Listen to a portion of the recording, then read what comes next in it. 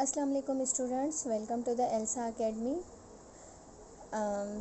अॼु जो जेको असांजो टॉपिक आहे उहो आहे from Pakistan study and the topic name is globe and map. अॼु जेको मां तव्हांखे कवर कराइण वारी आहियां इन में I just tell you advantages and disadvantages of globe and map and the types of maps and how we are using those maps and brief explanation about longitude and latitude lines। अॼु तव्हांखे मां just brief ॿुधाईंदमि त longitude and latitude lines आहिनि छा, but in जो जेको आहे हिकिड़ो अलॻि सां सॼो जेको आहे नेक्स्ट इंशाल्लाह नेक्स्ट जेको असांजो टॉपिक थींदो उहो लॉन्गिट्यूड एंड लेटिट्यूड लाइन्स सां हूंदो, त सॼो जेको आहे बाद में एक्सप्लेन कयो वेंदो। ठीकु, so let's move. First of all, what is globe? The globe is a smaller scaled earth। तव्हां ईअं चई सघो था त it is a copy of earth।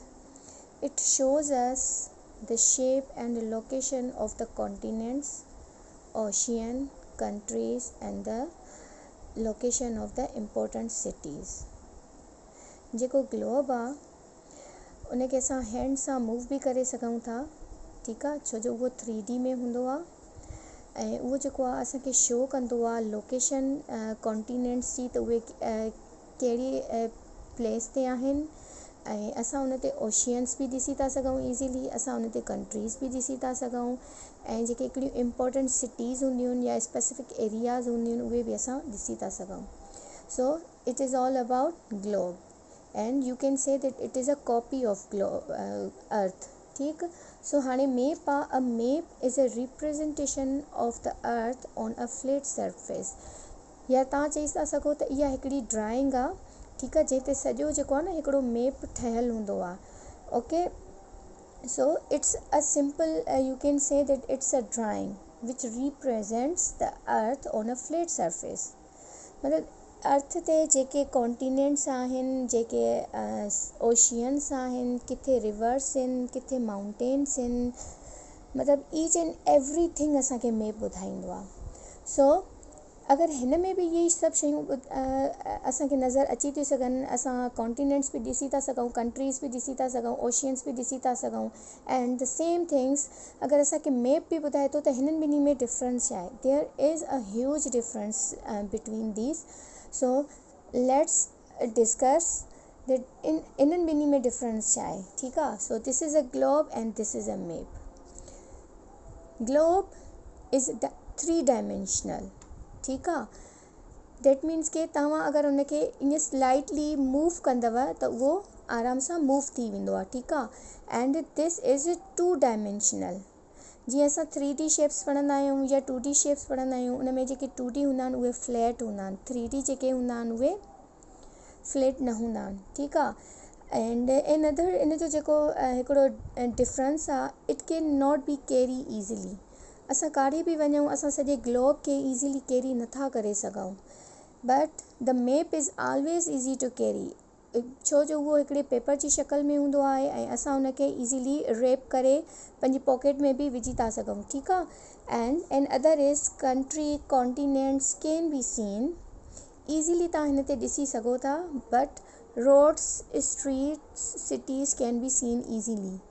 Even हे एॾी तव्हांखे हिकिड़ी ब्रीफ एक्सप्लेन कंदो आहे, हिन में तव्हां ईज़िली जस्ट इहे शयूं ॾिसी था सघो त हिते भई कॉन्टिनेंट्स आहिनि, ही कंट्रीज़ आहिनि, हिननि जा कैपिटल्स आहिनि, बट ही छा कंदो आहे तव्हांखे कॉन्टिनेंट उन में केतिरा कंट्रीज़ आहिनि, उन्हनि कंट्रीज़ में केतिरा सिटीज़ आहिनि ऐं उन्हनि सिटीज़ में डिस्ट्रिक्ट्स केतिरा आहिनि, या वरी उन्हनि जा रोड ईज़िली हर शइ मतिलबु ईच एंड एवरीथिंग माइनर शइ बि जेका आहे उहा असांखे मैप में ईज़िली ॾिसी सघिजे थी। We can not locate the place easily. असां हिन में ईज़िली जेको आहे कंहिं बि प्लेस खे लोकेट नथा करे सघूं। This is easy to locate. Okay, ऐं हिन में हिकिड़ो ॿियो हूंदो आहे, we can not see whole earth, छो जो ही जेको मैप हूंदो आहे मूव थींदो आहे, because it is 3 dimensional. We can't see whole earth at one time. ठीकु आहे, we can't see whole earth at one time. छो जो असां जीअं उनखे मूव कंदासीं त एट अ वन टाइम असां अर्थ जो जेको आहे हाफ पार्ट ई ॾिसी था सघूं. बट मैप जेको हूंदो आहे it is in a paper shape, इन a flat form, so we can see whole earth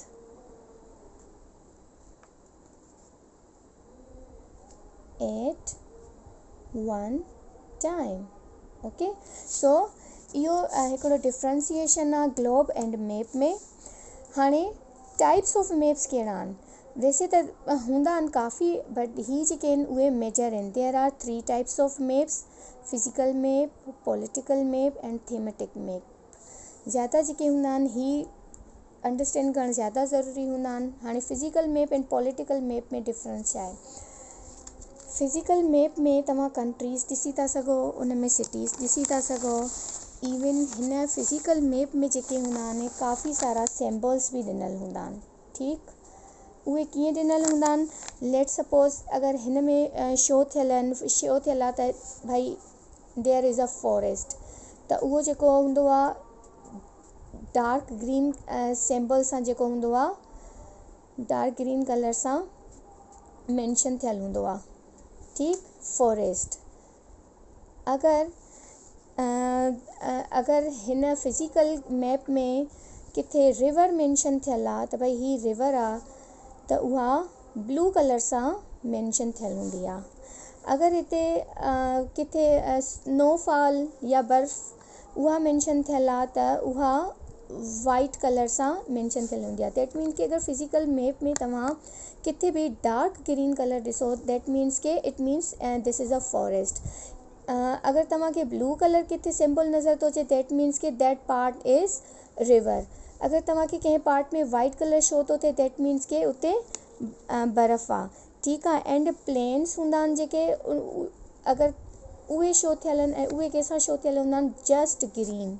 okay, just green सां. एंड पॉलिटिकल मैप कीअं हूंदो आहे? पॉलिटिकल मैप ईअं हूंदो आहे त जेको पॉलिटिकल मैप आहे उन में ही सभु शयूं मेंशन न हूंदियूं आहिनि थियल, बट इन में सिर्फ़ु बाउंड्रीज़ ॿुधाईंदा आहिनि त कहिड़े कंट्री जी कहिड़े सां लॻे थी. That's it. And thematic map हूंदो आहे, इहो मतिलबु कंहिं ख़ासि शइ जे लाइ डिज़ाइन कयो वेंदो आहे. ठीकु आहे. दैट मीन्स के it is based on special theme. That means के अगरि कंहिं एरिया में किथे कंहिं मुल्क में बर्फ़बारी थी थिए त असां सिर्फ़ु उहो अंदाज़ो लॻाए था सघूं या वरी इंफॉर्मेशन वठी था सघूं. त लेट सपोज़ अगरि श्रीलंका थियो त हिते मतिलबु या हिन कंहिं बि डिस्ट्रिक्ट में केतिरी बारिश थी आहे, त मतिलबु उहो असांखे हिकिड़ो पर्टिकुलर ॿुधाए थो सघे. बट सिर्फ़ु not only it will tell not only about the rain, but अगरि असांखे को पर्टिकुलर रोड जे बारे में अगरि असांखे पतो करिणो आहे त उहो बि ॿुधाए सघे थो, रोड्स जे बारे में, रेन जे बारे में, या इन खां अलावा ॿियूं बि शयूं. Okay, so I hope that these all concepts are clear. Now you all are able to tell that what is difference between globe and map. Okay, and there are types of maps. Physical map में छा हूंदो आहे ऐं उन्हनि जा symbols कहिड़े तरीक़े सां मेंशन थियल हूंदा आहिनि. पॉलिटिकल मैप में छा हूंदो आहे एंड थीमेटिक मैप छा हूंदो आहे. Let's move what are longitude and latitude lines. ठीकु आहे. हाणे हिकिड़ो हूंदो आहे ही अर्थ आहे, दैट मीन्स कि इट इज़ अ इन स्पेयर. ओके, हाणे जेके ही वारियूं लाइन्स आहिनि इन्हनि खे चइबो आहे लेटीट्यूड. इन्हनि खे छा चइबो आहे? लेटीट्यूड. ऐं जेके मैप ते तव्हां हीअं वर्टिकल उभियूं जेके ही लाइन्स हूंदियूं आहिनि, तव्हां हिननि खे अच्छा हिननि खे जेको इहो बि चइबो अथव त parallel lines. These are parallel lines. छो जो ही जेके आहिनि उहे पैरेलल फॉर्म में आहिनि. ठीकु आहे. लेटीट्यूड चओ या वरी तव्हां पैरेलल लाइन्स चओ. ऐं जेके हीअं सिधियूं हीअं अचनि थियूं डिघियूं, तव्हां हिननि खे चई सघो था these are longitude lines. That means के long. Okay, longitude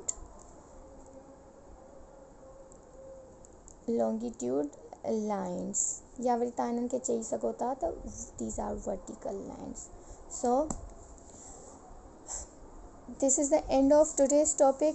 This was the brief explanation about globe and map, and inshallah in next period I'm just going to describe this कि हिननि जो वर्क कीअं हूंदो आहे and how our earth is divided in these longitude and latitude lines.